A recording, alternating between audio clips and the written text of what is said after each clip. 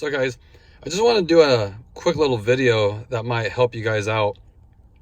So when I installed the ambient light kit, I unplugged the battery, which you don't have to do. It says to do it, and I did it, but there's no need to. I mean, you're just plug and play, you know, there's no splicing or anything. But anyway, I did that, and then I drove my car, and as soon as I started the car up, I got all these error codes. And I didn't know what happened. I plugged 2 connections in. I'm thinking, what could have possibly gone wrong?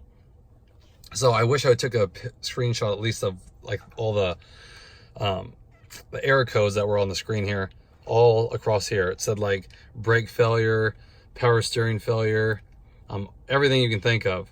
It says power's reduced, please pull to the side, everything. All these little orange icons, kind of like this one over here. It's all lit up. Everything that it has on this car, it was lit up. But nothing felt different. So I was thinking, man, I was gonna make an appointment for at the Honda dealership. But I didn't know what happened. I thought I just plugged 2 things in. I couldn't have messed the wiring up.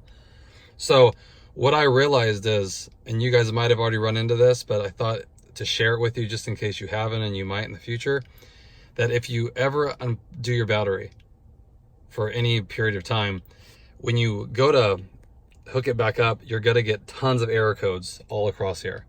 Like I said, it made me panic, like this car is falling apart. What happened? I shouldn't have done this. But what you do is just, you hook it back up, just drive it for a mile. Okay, you're gonna get all these codes, everything that this car can do, power reduced, check transmission, everything.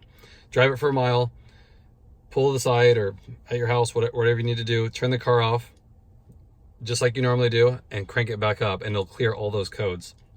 I guess what it does is, with the computers in these cars, is that when you unhook the battery and hook it back up, it thinks there's all these codes. It's got to go through all the parameters of all the sensors and cameras and all that stuff.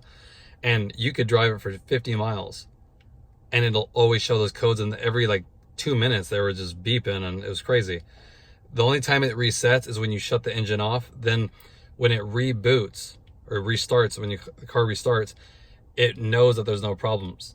After that cycle of driving it for a mile and then turning it off, it resets it. But I didn't know that, so I kept driving for a little bit thinking, are these gonna go away?